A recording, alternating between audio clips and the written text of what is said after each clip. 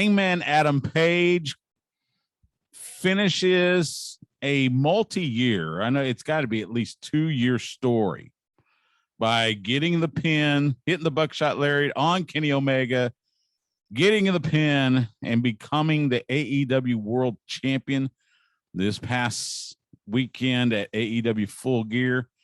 And to help me break that down and everything from AEW Full Gear, we go to the Vaqueros Cafe and Cantina hotline and bring on, from WrestlingObserver.com, he co-hosts Wrestling Observer Live every day with Brian Alvarez.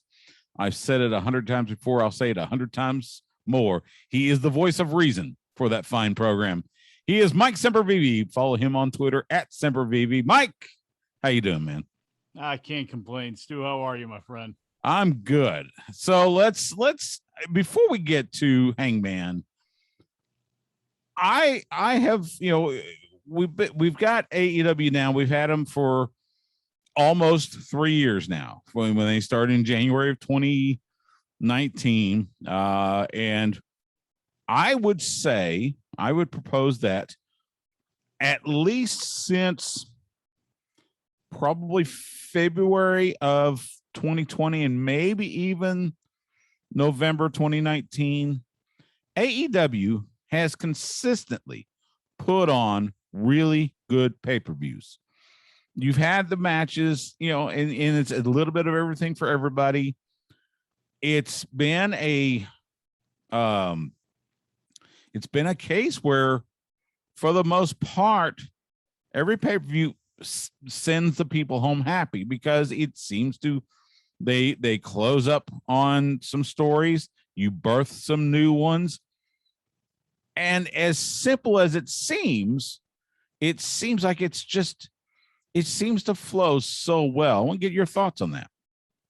It's almost like they're doing pro wrestling. Boy, when you funny how that might work. It's amazing, when you do traditional pro wrestling booking and you don't do things on the fly and change your minds constantly, and you have a goal in mind and you have players in mind that you want to rotate into position, but you have a tier that you don't break from. And this is not like revelatory. Like, it's what's made New Japan such a big success over the last God knows how many years. So, this is not rocket science. It's pro wrestling. And AEW is doing it the best right now. You can argue that whether you like everything about it or not, but as a whole, to me, they're giving you the most pro wrestling style of feel in their way since WCW Nitro in 1996, early 96, or something like that, if you just want to put that out there, because you're getting this diverse variety of storylines, and you're also getting some things that you want paid off. You're getting heat continued, and not WWE style heat. That's just this constant, blanket and barrage that's on top of you. And we can probably get to that when we talk about Survivor Series, but you're getting stories, you're getting your emotions pulled along, and they know how to, play with their fan base, and their fan base is very willing to go along, because AEW's built up a lot of faith in their fan base. So you have people that have been willing to go on the ride. You've been taking care of them on the ride since December of 2019 into January, whenever it was, when you had the whole Dark Order thing and everything kind of fell apart that way. And supposedly, I guess not supposedly, for real, Tony Khan kind of tightened the reins and said, okay, we need a more singular voice here, and it's going to be mine, since it's my money that's up at stake here. So they've been doing that on a consistent basis since then. And then they've gotten the benefit of Jon Moxley. They've gotten the benefit of Bryan Danielson. They've gotten the benefit of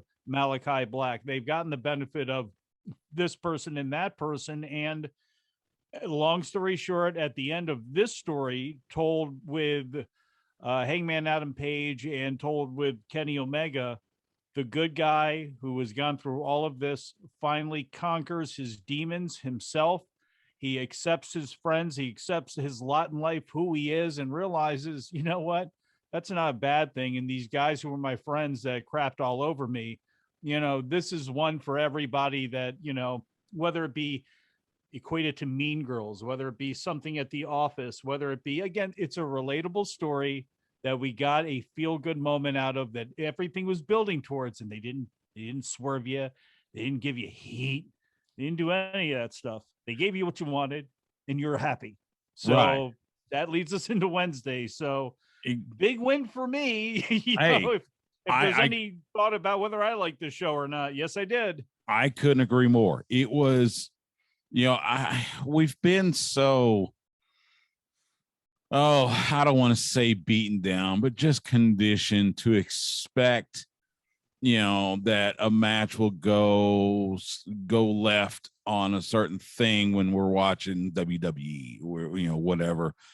But you're right. This Hangman story, and we got to go. I mean, let's not forget he was part of the Elite. He was originally a part of the Elite. Then we had the whole falling out, and then he befriends the Dark Order, and then he starts drinking, and then we had this and that, and I mean, a lot of twists and turns, and plus you had a couple of real life interruptions. Number one, the pandemic, and then number two, he and his wife have their first child, a beautiful son. So it was kind of like, okay, when is this going to get paid off? When is this going to get paid off, and how? At any point during that match, and it was a fantastic match. Any point in that match, was there ever a pebble of doubt that they would take the title off of Kenny? Because, I think it's one of those things where, like you said, they've built up so much faith. And look, I think everybody that was into this pay-per-view knew Hangman was going to win the title. But AEW and credit Tony Khan and the creative there in AEW, they have scripted this story just like a lot of their matches to where, yeah, it's probably going to go this way, but seems like there's that little thin sliver that it could go the other way. Well, that's just like any story, any movie that you see, all that sort of stuff. You figure at the end, Rocky is going to win, whether it be against Apollo Creed, whether it be against Drago, whoever it's going to be, Mr. T, Clubber Lang. You figure he's going to win. It's just a matter of how, and how does he come out of this? And okay, could he lose? Okay, he could. But man, what's the story going to be there? And I think you have to have that faith built up. I mean, I'm sure there was somebody that was thinking, okay, the Elite could get involved. Kenny Omega could win and walk away with this thing. Yeah, I don't think the reaction would be very good, although they could pull it off right now a lot better than WWE could, because their fans would at least be willing to go, wait a second, okay. The problem with that is it's just the wrong thing to do. And if you slip on a banana peel and that you threw down on yourself because you went against something that you obviously should have done to take this risk and this chance, and you start to erode from that, I mean, it's a stupid risk to take. It just, sometimes the simplest thing is the right thing to do. And we all know what this is. This is a business built on heat. It's a business built on the bad guy. It's like comic books and superheroes and all that sort of stuff. That's what it's built on. Somebody that's fending off all of this evil. And even though there's a lot more shades of gray now, still in AEW, when it gets right down to when presented on the screen, exactly, where everybody stands and probably what you should be thinking as a fan, or what they'd like for you to think as a fan. Yeah, absolutely. The moment that he hits buckshot lariat, Aubrey Edwards counts the 3, and it was one of those. It was a release. It was a satisfying release. You saw Hangman there, kind of sit there for a moment, looking at the title. Kind of, contemplating the fact that it's his now. Like I said, I cannot see how they could have come up with a better ending to this arc. Of course, the funny thing is Hangman's champion now. Oh, by the way, he's got Bryan Danielson in the rearview mirror because Danielson defeated Miro in that eliminated tournament final. And again, it's kind of the same thing. You kind of had the feeling Bryan Danielson would come out on top, but there was enough of a doubt about Miro. So talk about Danielson being the number one contender. And how do you see this play out? Because they're not going to hot shot the title. And they're not going to play hot potato, I don't think. No. But at the same time, do you put a defeat on Danielson's record? Sure, because it's your world heavyweight champion. That's how good he is. If that's your world champion, you better be able to have him go over Bryan Danielson. And Bryan Danielson's got other issues that I think, I'm sure he'd love to go to New Japan and go work at the Tokyo Dome. I think you're probably going to see that. He and CM Punk can go over there and do whatever. It doesn't affect anything. The same way that a Ishii or a Minoru Suzuki or a Nagata can come over here, do whatever on national TV. Our fans lose their mind. Nothing matters as far as the New Japan universe goes. So, it works out great that way. So, there's a lot of reasons to not put the title on Bryan Danielson.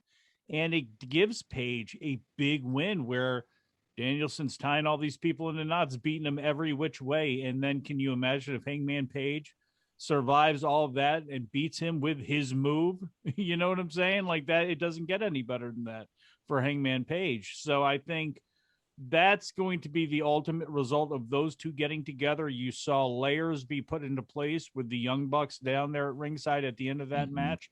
What does that mean for Kenny Omega? What does that mean? Are we teasing the Hung Bucks? I mean, there's all of these things that work out so well because if you're the hardest of hardcore fans, you can fantasy book anything in your mind that's got to go back to PWG or, man, what if Kevin Owens comes in? What about the Undisputed Era? You can start really playing with this in your mind. And if you're only watching this as I watch this show Wednesday, I don't even watch Rampage, and I'll catch most of the pay-per-views, but I'm not, but if I have friends, I'm going to watch them. Like, it's so easy to follow as well, too. So, I mean, there's all of these things, including the fact that Danielson and Punk and Omega and Cole, almost every single person on that roster that's higher up on the food chain than Hangman Page, or at least that's where he's at right now, they can all add this layer to the story, which is you've overcome all of this stuff. But guess what? Just like it's always been in wrestling, it's a lot easier to be the hunter than it is the hunted. And now you've got that belt. Can you stand up to all these pressures, drunk boy? Can you stand up to this or that? You got MJF, which I think is going to be off in the distance, but I have a feeling that at some point in the next quarter here, I'm sure they're going to do something that lets you know they're in each other's stratosphere, even though, again, I don't want to hot shot that title. I think Page should hold on to it for a significant period of time.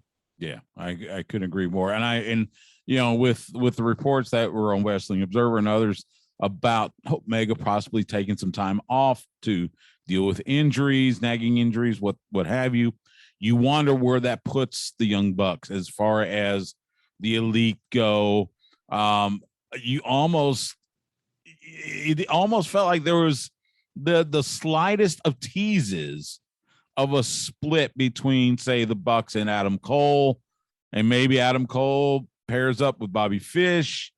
It's half of the Undisputed Era in AEW, and then you get the Bucks. They turn babyface again. And where does that leave Omega when he comes back? Because he will come back. We just don't know when. So I get you on that. Britt Baker retaining the women's title against Ty Conti again. Fantastic match. I think it was probably an even bigger deal. In other words, it was probably even more certain that Britt was going to keep the title. But Ty Conti showing off some of the jiu-jitsu stuff. It seems like they would be heading towards Britt versus Thunder Rosa. Am I wrong? That's what it certainly feels like to me. Absolutely, it does. And That's the one you want to do, right? And the other option you got going on right now is Serena Deeb, who's going to be tied up with was it Hikaru Shida right now? Yeah, it's her right now. She's with Hikaru Shida, and there's your top four, I think, as far as women in that company. And yeah, there's Nyla Rose, there's Ty, there's Anna, there's this, that, and the other. But like those are your workhorses are going to be those four. So only makes the most sense right now to do something like that. I mean, I'm not going to tire of seeing Thunder Rosa in title matches. Nobody else is either. Where okay, maybe who's going to say she's had too many chances? You know what I'm saying? So same thing with Serena Deeb. They're just so good at what they do that it makes Britt Baker that much better. And that's the whole thing. Is it's great to see Britt Baker out there with Abaddon doing that. It's great to see her with Ty doing this. It was okay. But like with those other women, her game is way up because look at the women she's working with, and anybody else that becomes available from the women's division. Oh yeah, Ruby Soho, who's also there lingering around as well, as well too. All of these women are going to make Britt Baker that much better in the ring because they have that much more experience. They've been around the world. That's the one thing. Britt doesn't have that luxury to say I went to Stardom or I went to Ice Ribbon or I went to somewhere in Japan or over to Pro Wrestling Eve or something like that over in the UK. She hasn't had the opportunity, so they need as many of these women to come to her as possible. Yeah, absolutely. Talking with Mike Sempervive from Wrestling Observer. The rest of the card, I mean, and it was a great show. Maybe you can answer this for me. Because it puzzles me. Then again, it puzzled me, it puzzled me a little bit with John Cena. Why are the fans booing Cody Rhodes? You heard it during the tag match with him and Pac against Malachi Black and or Andrade El Idolo. And maybe it's just because I know Cody and Dustin and everything, but I'm trying to figure out. I'm trying to find that thing that would motivate somebody to boo Cody, and I don't know. Maybe I'm missing it. You tell me. What type of fan are you talking about that's booing Cody? Well, see, and that's the thing. It's we hear it in the audience. We hear it in the audience at whether it's Dynamite, Rampage, pay-per-view, whatever. And I would suspect it's that you have a lot.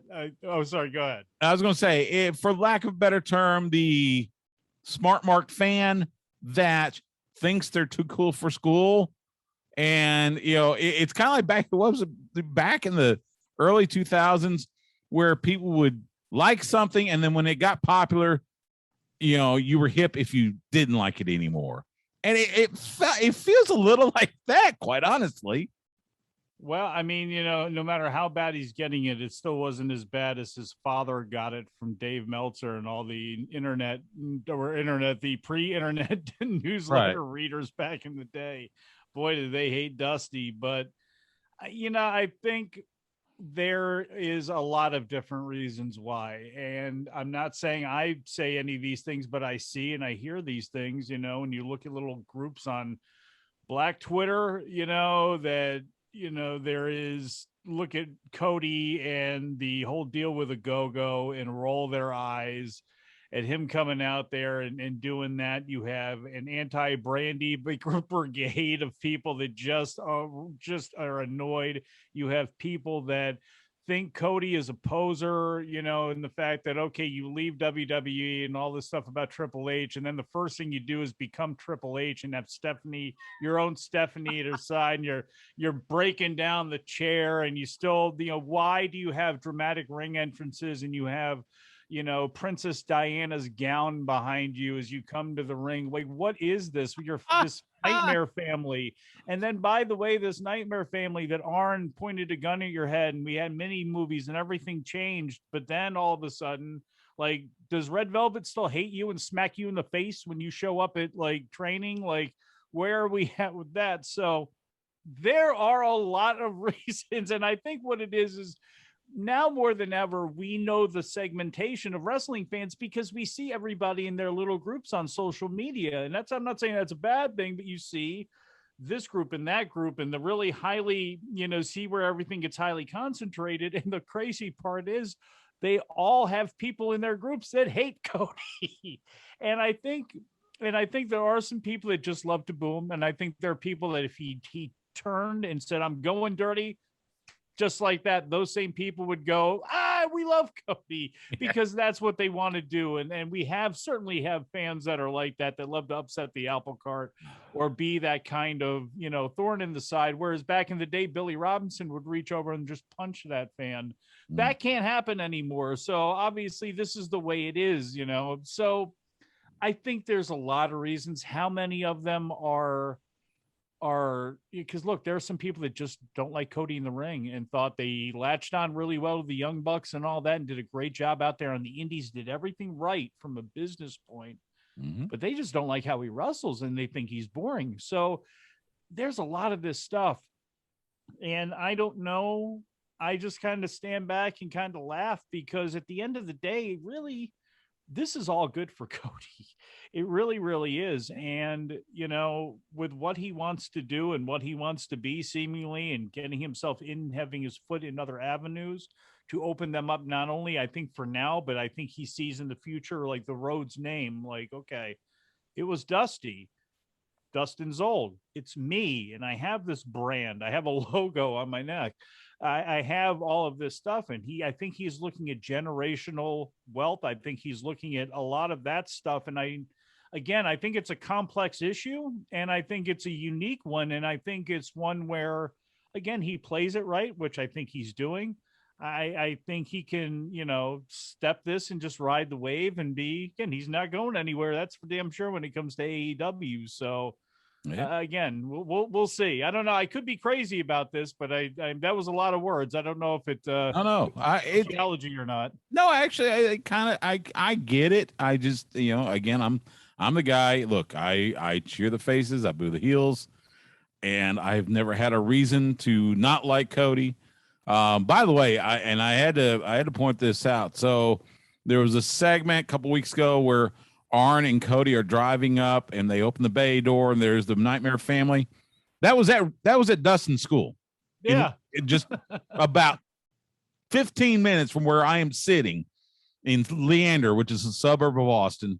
That was at Dustin School. That was at the Rhodes Wrestling Academy. So just, pointing that out. So you missed the call. You should have answered the phone that day. You could have stood. Now you couldn't have slapped him, but you could have stared disapprovingly at him. I see. And I meant to go by there, and I should have been by there. I gotta get Dustin to start calling me more. CM Punk and Eddie Kingston. That was nothing more than an absolute fight. It was an absolute fight in the best possible way.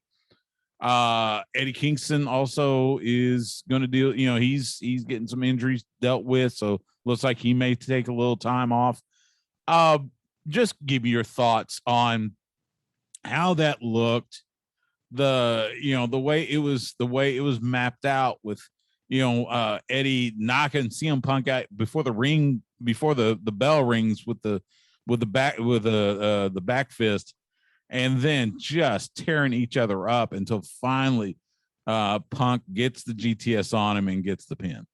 I loved it. It was just a hard 11. That's what it was supposed to be, just a fight. And Eddie, the sucker punch before the bell. And again, this feud is interesting because it's choose your fighter. Who do you like in this? Are you upset that Punk called him a bum and said he's not living up to his potential? And do you think Punk is a pretentious and obstreperous prick? Then you're probably pulling for Eddie, or whatever it is, however you identify this feud, and they're not, ramming it down your throat who the bad guy is here, because this is when they talk about shades of gray and wrestling working, this is what they mean. Mm-hmm. And this is when it works, because this is not Ole and Gene Anderson against the Mongols. This is not a dirty on dirty mean guy match. This is just two true shades of gray that the fans, many of them, take to. So I thought it worked great. I thought Punk at the end, once again, he's had to ratchet up who he's faced and the type of styles that he's faced. And I thought he has been booked very well. There's some people, they've wasted CM Punk. You're an idiot. I think you're nuts. I think all of his matches have gone in a great succession on getting him back into the swing of things, and then throwing this one in there with Eddie at the end where he's bloodied and sitting there with his mouth open. This guy that, could never hang at his level before, just took him to the limit and kicked his ass. And, at the end of the day, yes, he got the victory over him, but you knew you were into something. And now Eddie Kingston, the young boy bum from IWA Mid-South anymore, the guy who was always, falling a little bit short. This is the guy that's on the biggest stage in the world with you and just hung with you and left you there with your tail between your legs and your mouth open. Absolutely. Absolutely. Let's switch gears to this Sunday Survivor Series, 8 p.m. Eastern, 7 p.m. Central. Get it on Peacock. It'll be coming to you from the Barclays Center in Brooklyn. And you guys talked about it on Wrestling Observer Live. I think it's been talked about by everybody. This has got to be the worst build, not just to a main 4 pay-per-view, but I would say worst build to a pay-per-view in recent memory for WWE. Ever. All time for a pay-per-view of this proportion ever, to me, of this era, for a big 4 pay-per-view. It's ludicrous to me. I mean, it would be crazy in any other way, but they don't make any money on pay-per-views anymore. Maybe that's it. They decide to gimmick the thing by releasing, in the same way that they were your local favorite indie on Twitter and on Instagram, the matches and the lineups for the Survivor Series, that when you saw them, even if you did see them over the weekend on a Saturday, that most males 18 to 34, I think, would be doing something or working or watching college football or doing anything other than checking WWE's timeline. That's when you do it. And then you look at them and it's like, they're going to change these things. And immediately, what do? They change these things, and they do it in a way where now we're having Adam Pearce and Sonya Deville both as heel authority figures, and who are incompetent because they book matches that now they need to change upon second thought. Wow. I mean, I know the Xfinity money is good, but holy Moses, there are some people that still buy this on traditional pay-per-view. And bottom line is just, if you're going to do it, put some effort behind this thing, or just get rid of it. It's hard to take seriously now. It's like King of the Ring. I mean, usually it's the after effects of that where you just regurgitate over it. This one, it's it didn't mean anything. This whole thing didn't mean anything anyway, since we always see these people against each other nonstop. And we're coming off of, the brand switch doesn't matter before, Crown Jewel. And then this is all BS anyway. But at least try. That's all I ask for sometimes out of WWE. A billion-dollar companies, please try. You would think so. Holy Moses. It seems like Survivor Series is doing what Crown Jewel did. In other words, what little continuity they have with storylines or whatever, it gets interrupted with Crown Jewel. And now it's getting interrupted again with Survivor Series, because you have, they spent more time on Raw building up the storylines for after Survivor Series than they did on Survivor Series, because you have Big E with Seth Rollins, Big E with Kevin Owens, Becky Lynch and Liv Morgan, and there was barely a mention of Big E versus Roman and Charlotte versus Becky, and it feels like Survivor Series it's that thing they have to do because the Peacock money says they got to do it. So we're just going to get it out of the way, and then we'll get back to regular programming. It's a hamster on a wheel thing, because then you build to the Royal Rumble where everybody's in the match together, which leads to WrestleMania where everybody's going to be involved with each other. And so the shows always, overlap, and they need ratings because they're building towards that. And then you go through this cycle again, and it's like with Survivor Series, what's holding it on Thanksgiving other than it's always been on Thanksgiving? Like, what's holding it to November? To me, I would do it right before you're about to split the draft. I mean, I guess that would be SummerSlam, but like, give yourself something to build up to, so the draft makes sense afterwards. Like, you blew it at the Survivor Series, we'll never draft your ass. Or, hey, thanks for throwing that match, because we'll have a heel GM doing the picks or whatever. So, like, thanks for doing that. Oh, we're not going to take you, or whatever, stupid whatever. It's like, it would make more sense than doing it this way, where you're doing the draft because you want network debut premieres, fall premieres sort of thing. And then you have Crown Jewel, which then none of that stuff. And then, like we said, then it's Survivor Series. And it's like, how does any of it, just none of it gets going? And again, they don't do layers. There's ways to do it that are very easy, but then you would actually have to like make a plan and stick to it. And that's what they don't do. We know why, and that's just the way it's going to be. It is. You've mentioned a couple times Adam Pearce, who, hey, look, former 5-time NWA World Heavyweight Champion, has worked in WWE for so long.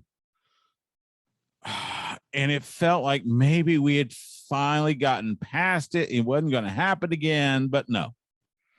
We decided to bring back the heel authority figure. What in the blue hell was Vince thinking to say that we need a heel authority figure? And you had Sonya Deville kind of flirting with that, but now it seems like she's kind of right in the middle.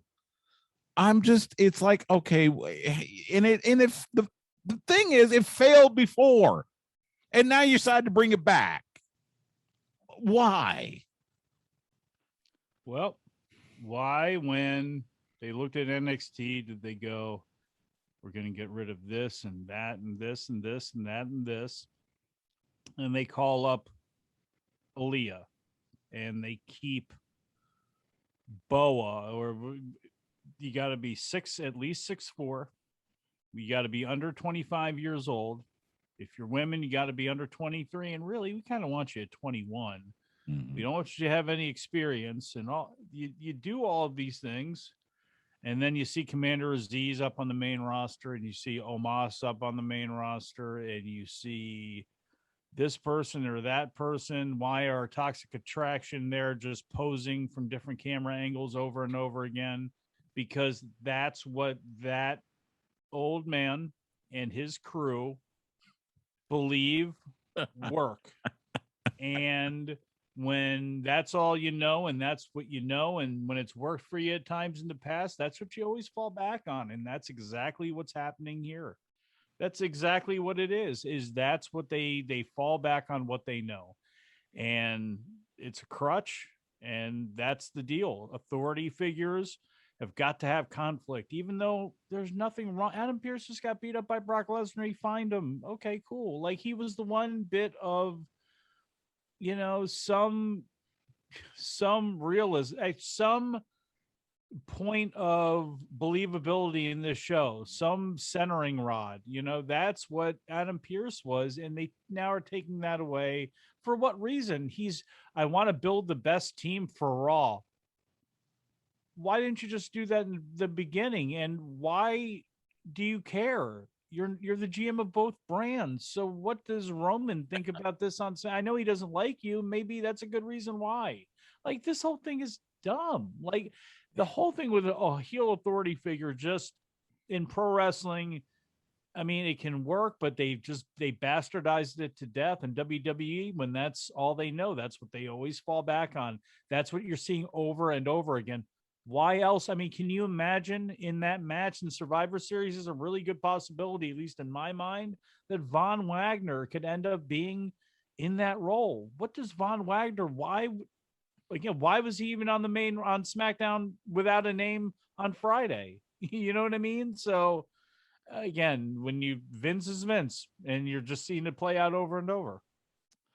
I suppose. It just makes me shake my head and make me want to flip over at least for the next 8 weeks to Monday Night Football with Peyton and Eli instead of Raw, because at least that's going to be entertaining. Okay, the champion versus champion matches.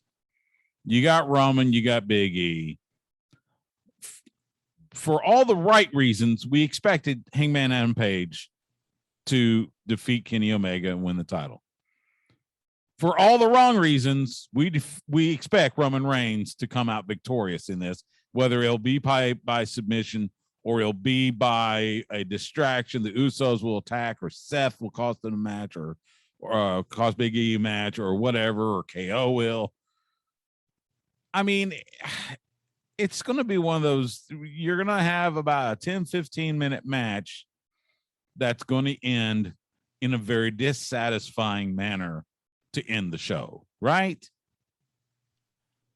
I would think so.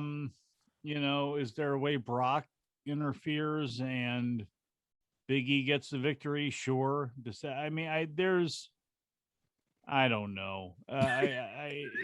Roman, I would assume Roman's winning this thing. It's just that in the work, when you look up and down, you got to figure that the matches themselves are going to be fine, but I just cringe over what these finishes are going to be and how many of them are going to be exactly the same. I think Damian Priest gets the win over Nakamura because I think they really have eyes on Damian Priest, and now would be a good time to do that. And that's one on the Raw Ledger side. RK Bro and the Usos, same way with RK Bro. I don't think the Usos could, again, they're not going to lose anything with the loss there. It's just something for Roman to jump on them about. And with Roman and Big E, boy, I mean, to me, it's hard for me not to believe Roman getting the victory there. And it's just a matter of how and how much interference and nonsense and all that stuff happens. Kofi's out, and, King Woods, we'll see what happens during the 10-man, but there's a way where I'm sure he could be eliminated for the night. So Big E's got no other help out there. Or look, Brock Lesnar's a free agent. So he goes out there and causes a distraction trying to get at Roman, and Big E gets pinned by Roman. And then you have Big E and Brock Lesnar to build to for maybe Royal Rumble or something like that, because obviously you need to keep Roman and Brock apart if that's going to be your WrestleMania match. So, it's hard for me to believe Roman ain't the guy. Yeah, I agree. All right, so let's talk Becky and Charlotte.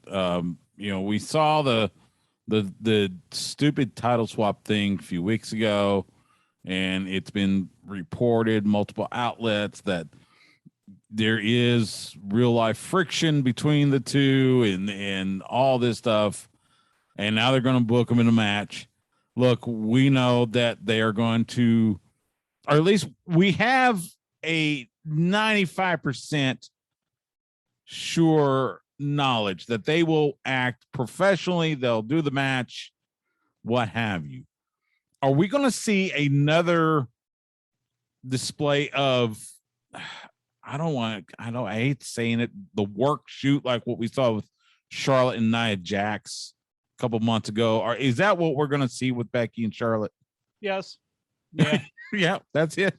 What else does this company have besides Roman, and Brock and Paul Heyman? They don't have anything else. So it's the only thing that anybody has been talking about, that got that much attention was this dust up. And you heard everything that came out of it and all the rankling and all that sort of stuff. And then you saw Sports Illustrated or wherever, where Becky was like, I don't know, we don't even talk anymore, man. And then went on and on and on. As I'm listening to Brian talk about it, it's like, well, I'm not saying this is straight out of Pro Wrestling Illustrated, but all she's doing is painting some real life concerns or frustrations, or maybe she's projecting them from other people, what they may think, and she's painting a picture and for her match against Charlotte Flair. And tune in, because we might punch each other in the face. You saw what happened with Charlotte and Nia. I ain't gonna back down from Charlotte. I don't care about her. And so it works. It works whether people roll their eyes at it or not. it's still because of who was involved in the credibility. Great. You know, if this was two other people lower down on the card, nobody would really probably care. It's not going to be a reason to tune in. But in this case, when framed properly with the kayfabe portion of the proceedings, hey, go ahead. You know, this is what you got to do in this day and age, is try to blur the line the best you can. And this is really, again, this is one of the only things that was handed to you on a silver platter because of circumstances, and you might as well run with it a little bit. You know, you don't have to make it as overblown as they did with Charlotte and Nia, but they can't help themselves. It's WWE, so you get what you get. Right. It is WWE Survivor Series this Sunday, 8 p.m. Eastern, 7 p.m. Central on Peacock from the Barclays Center in Brooklyn. Mike Sempervive, man, it's so good to catch up with you. I always enjoy chopping it up with you, man. By the way, what are you going to be? I know you got a card or something you're going to this weekend up in your neck of the woods. I'm not nothing this weekend. Okay. Nothing this weekend. I don't think I'm going to venture outside the house again till maybe New Year's Eve weekend, where I think I might be going up to those Game Changer wrestling shows in Atlantic City. I think I may actually be going there, but we'll see. I know Ring of Honor, Final Battle is going to be taking place. There's a chance, an outside chance I may be going to that, but I think at least as far as a plan right now, I think maybe at least maybe wait until New Year's Eve weekend. Okay, well, good to know. Mike Sempervive, you can follow him on Twitter at Sempervive. Catch all of his stuff, Wrestling Observer Live with Brian Alvarez. Mike, always a pleasure, man. Thanks so much. We'll talk again soon. Absolutely appreciate it. Bye-bye.